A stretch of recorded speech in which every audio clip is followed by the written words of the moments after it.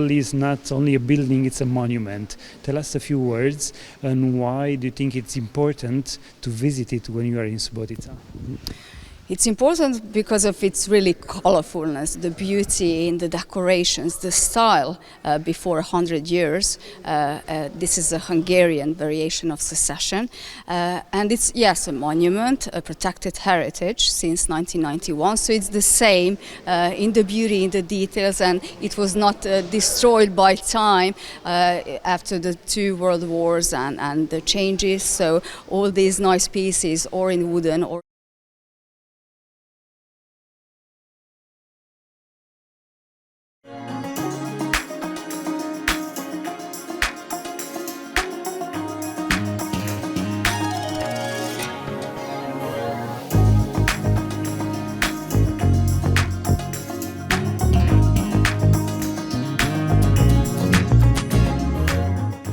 Serbia, Croația, Ungaria și România. Acestea sunt țările pe care le poți vedea din turnul primăriei din Subotica. La 75 de metri înălțime și 260 de trepte, aceasta este cea mai înaltă clădire din Subotica. Trebuie spus că undeva la aproximativ o oră și jumătate de mers în această direcție se află Aradul, în România. Pentru GoNext, Adrian Boioglu.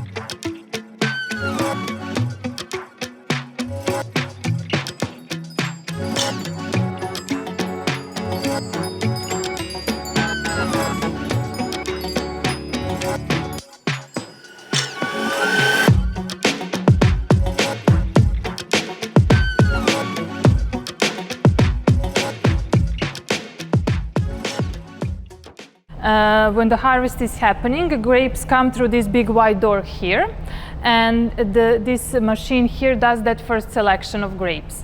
So first we need to clean those grapes when they come from vineyards, and we do that on this high table here. And then those grapes fall into the second part of machine, and that machine gets every berry separated for itself. And then those berries continue with this elevator on this vibrating table here, which actually vibrates, and that is also a manual selection, manual part of selection. We have about 8 to 10 workers around the table which select everything manually. If it's left some small berry, damaged berry, to pick it up, and we just get the nicest grapes for the wine. After this table, we separate how we do white and how we do red grapes or wine. For the white wine, they, after the table, go immediately through this cooling system, these black pipes you see, that is our cooling system. They go through those pipes into the press. These big machines here are our presses.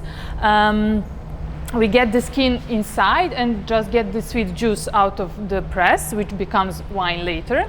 And we transfer that shira into the tank hall behind you. This is our tank hall with biggest tanks of 30,000 liters. Smaller one are 10 and 20,000 liters. And that is our place for fermentation. Fermentation is a process of sugar becoming alcohol. Also, sedimentation is happening. We need to filter that sediment on the bottom of the tank, also filtering the juice, adding yeasts. And for one white wine, it's about 6 to 8 months to become a wine, and then it's going for filling. But for the red, after this machine, it's important to get them into one machine which does that first selection, first aggression to the grapes. Here in our wine cellar we have about 400 wooden barrels, and we have these smaller ones. They are 225 liters volume, and we use them for about 3 years. That's for some two aging of wine. First we fill them with Shira, which is going in our premium line of red wines. It's Cube number 1 or Pure Merlot or Campana Rubimus. Those wines are more complex, more full-bodied. They are aging for about a year and a half. After that, we clean, sterilize the barrels, and then we fill them with second one. That second tour is usually going in our red wine, život teče, or life flows. It's a lighter version of red wine, and it is aging shorter period of time for about 12 to 14 months. And then we change the barrels. So we found a solution to not throw away these barrels. We send them to our distillery. We have distillery which does free spirits, brandy, whiskey, and everything that is barreled. We can use these old ones, but for the wine we need to get the new ones for aging. Also, we have the big barrels here in this right corner. They are meant for only for white wine. They are 2,500 liters volume, and we use them for Chardonnay and Pinot Blanc. Those white wines are more complex. They are full-bodied, budderish, and they stay there for about 11 months. And they maybe go better with food. They are different from white wines from the inox tanks from the production, Sauvignon Blanc or Pinot Grigio. Those are lighter white wines. They are fruitier. These are complex white wines. Also, you can notice it is a little bit dark in here, a little bit romantic with these lights, and it is one of important conditions. Also, temperature needs to be constant, about 15 degrees Celsius, and also humidity is present in the air, because if there is no humidity, barrels would drink all the wine. So humidity needs to be present. We lose some percent, about 20% on year level.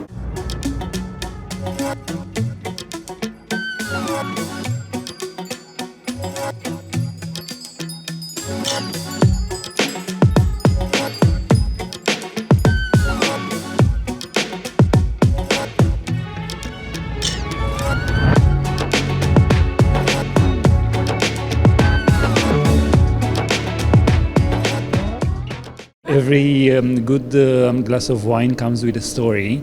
So what is the story of this vineyard, and how do you welcome your guests when they are in the area?